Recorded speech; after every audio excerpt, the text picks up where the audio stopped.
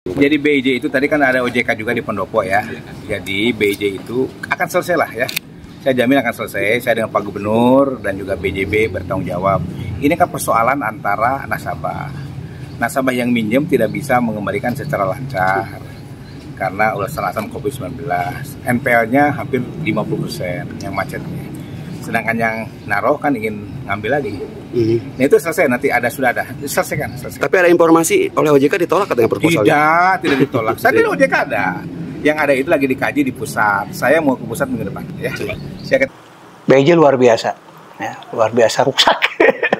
Ya, jadi kita juga kecolongan ya. Beberapa waktu yang lalu ya, masih akhir tahun 2021 kita masih mendapat laporan BIJ normal-normal saja. Dengan NPL kisaran 8%, maju ke 12%. Tapi begitu bulan Februari kita mendapat laporan NPL-nya sudah sekitaran 20 sekian.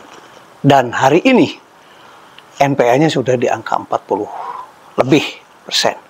Bahkan kemarin kami konsultasi dengan BJB itu bisa NPL-nya 100%. Ini luar biasa. Ini adalah hal yang sangat aneh, bin ajaib. Kok bisa dibiarkan sebegitu lamanya? Apakah di BIJ itu tidak ada komisaris? Apakah tidak ada pengawas?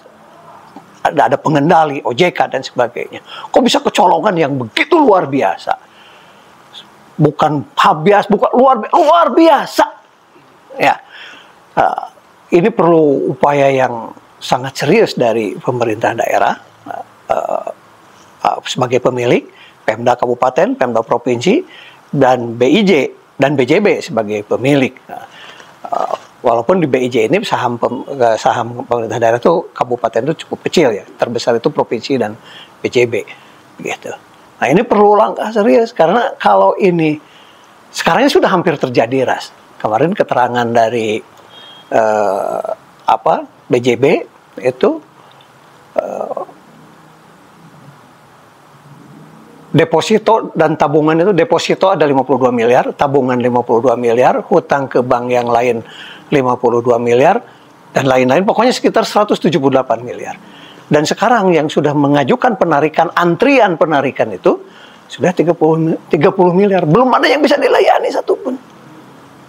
Oleh karenanya ini harus segera duduk bersama antara pemerintah Kabupaten Garut sebagai pemilik, pemerintah Provinsi Jawa Barat sebagai pemilik, barangkali dengan DPRD-nya, otomatis karena untuk penyehatan ini, untuk penyembuhan ini bukan hal yang mudah. Selama saya jadi ketua komisi, ketika saya melakukan pengawasan, ketika waktu pandemi pun mereka itu melaporkan baik-baik saja, tidak ada permasalahan begitu. Kalau kami tanya NPL masih normal gitu. Taunya pas akhir tahun 2021 NPL itu kami terakhir waktu itu tahun 2021 itu meningkat 25. Ya kami sangat kaget begitu. Karena sebelum-sebelumnya tidak mengatakan NPL tinggi, semua juga pada kaget, termasuk OJK juga. Baru tahu-tahunya akhir-akhir kesini tahun 2022 begitu. Berarti Komisi 3 merasa dibohongi ya sama laporan-laporan di BIJ ya? Iya. Di apa dibohongi? Iya, merasa laporan bohong itu Komisi 3 ya. Ya kalau dengar dari waktu kami kunjungan ke BJB Provinsi, laporan dari BJB Provinsi memang seperti itu, ada kredit fiktif dan kredit topengan begitu. Jadi saya baru percaya begitu dari penjelasan BJB Provinsi. Nah, jadi kasus di Intan Jabar ini kan bermula dari kredit bermasalah. NPL-nya besar. Ketika kita breakdown NPL-nya, di antaranya ya ada kredit fiktif. Kalau fiktif kan benar-benar nggak ada orangnya gitu kan. Ya, tapi datanya ada tapi orangnya nggak ada. Kalau topengan dia pinjam nama orang lain, tapi sebenarnya orang lain itu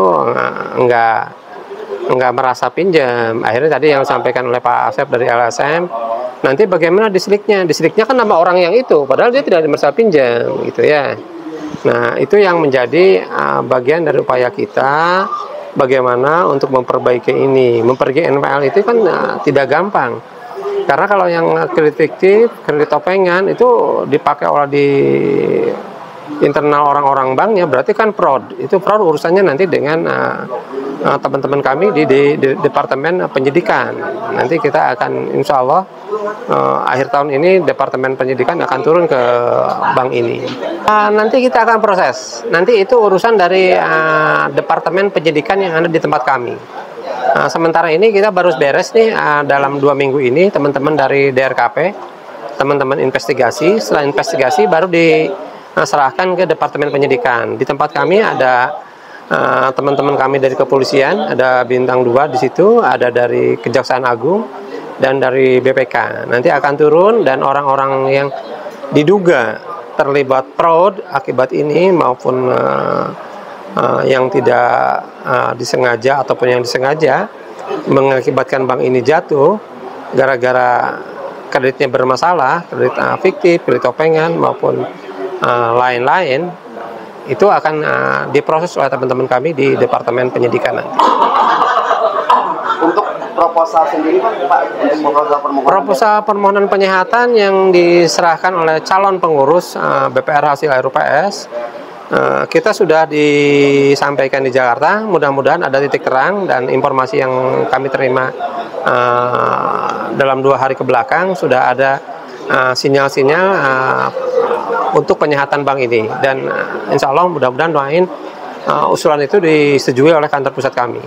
Pak, yang tidak sehatnya itu kan ada semacam kayak aliran dana yang digelapkan Pak ya, diambil. Pak, ini kebanyakan dari mana? Apa pejabat masuk Pak ke dalamnya Pak? Anggota DPRD?